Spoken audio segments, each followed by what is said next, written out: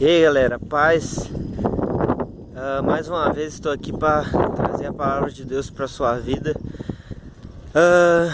Quero te desejar, antes de tudo, uma boa noite. Para mim, boa noite, né? Nesse momento que eu vou estar gravando esse vídeo. Não sei para você qual horário que você vai estar assistindo, se é de manhã, de tarde, ou de noite, ou de madrugada. Mas que Deus abençoe sua vida. Bom, hoje eu quero iniciar te perguntando até que ponto você é capaz de ir pelo Senhor Jesus. Você se considera um verdadeiro louco por Jesus? Eu queria falar de Pedro. Pedro, um cara muito... um cara que não tinha um autocontrole, né? Que andava com Jesus ali, mas precisava de ter uma transformação. Mesmo andando com Jesus. Tá, mas como assim, Felipe? O cara andava com Jesus e precisava de ter uma transformação. É isso aí, Pedro, ele não era convertido. A gente entende que a conversão, ela é um processo. E é esse processo que traz a transformação das nossas vidas. Então, todos os dias nós passamos por esse processo da conversão, né? Tratamento do nosso caráter, da nossa personalidade, tratamento na nossa vida. Então Pedro, ele estava passando por isso. E em um certo momento, Jesus perguntou, Jesus disse, né? Perguntou não, Jesus disse que estava chegando o momento em que dele ser crucificado, dele ser preso, né? E aí Pedro vira para Jesus e diz: Senhor, não, nem que eu tenha que morrer, mas eu não vou te abandonar, Senhor. Eu não vou deixar que eles te prendam. Se tiver que ir preso, eu vou junto com o Senhor. E então Jesus, né, disse para Pedro, né, que antes que o galo cantasse, Pedro iria trair Jesus. Pedro iria traí-lo. E Pedro disse: não, jamais eu irei fazer isso, Senhor. Você está de brincadeira, você está de sacanagem comigo, Senhor. Você acha que eu iria te trair? Você acha que eu iria negar ao Senhor? Você que é meu brother, meu amigo.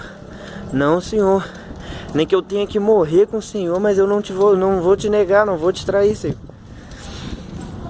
E a gente vê que lá no Getsemane, quando os soldados vêm para prender Jesus, a gente vê mais uma vez que Pedro não era um cara convertido, né? Não era um cara que estava muito bem no processo da conversão, né? Pedro, quando o soldado vem para prender Jesus, Pedro voa no soldado e corta a orelha dele fora. E aí Jesus vai e repreende a Pedro, né, pelo que ele fez.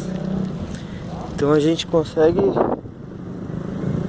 entender, né, que ele ainda precisava ser tratado muito, né. E a gente vê que após a morte de Jesus, Pedro, ele pensa em retroceder, né? Ele retrocede, né? Que ele volta a pescar, né? Que era a antiga profissão de Pedro. Quando Jesus estava passando lá, né? Na beira do mar. E chamou Pedro para segui-lo. Pedro era pescador de peixe. E o Senhor fala com Pedro: Pedro, segue-me que eu vou te transformar em pescador de homens, pescador de almas. Você vai ganhar vidas para o meu reino. Então Pedro seguiu, e a gente vê que logo depois da ressurreição de Jesus, Pedro ele retrocedeu na caminhada, né? Ele voltou, ao invés de prosseguir, Pedro voltou, né, a pescar peixes. E a gente vê que Pedro batia a rede, mas ele não conseguia retirar peixe nenhum, né? Porque já não era mais aquilo ali que Deus tinha para a vida dele. Então ali estava seco. Mas a gente vê que depois dessa ressurreição de Jesus, que Pedro teve esse encontro com Cristo ressuscitado, que ele viu que mesmo morrendo no madeiro, mesmo sendo crucificado, o Senhor voltou e estava vivo, estava ali na frente dele. E aí sim Pedro teve a verdadeira conversão. E depois disso, se formos olhar na palavra de Deus, Pedro, em uma pregação, mais de 3.000 almas se converteram ao Evangelho. Em uma outra pregação, mas quase 3.000 também, se eu não me engano. E se formos olhar na história, conta-se a história que Pedro, de tão louco e apaixonado que ele era por Jesus, ele pediu para ser crucificado quando foram matar ele de cabeça para baixo, porque ele não se achava digno de morrer igual o seu mestre. E aí eu te pergunto, mesmo passando por tantas dificuldades igual Pedro passou, por esfriamentos, muitas das vezes por retroceder, tá esperando o quê para voltar às primeiras obras, assim como Pedro? E você é capaz de fazer o que por Jesus? Que tipo de loucura você é capaz de fazer por Cristo? É essa pergunta que eu finalizo este vídeo. E que você venha verdadeiramente se entregar ao Senhor, em nome de Jesus.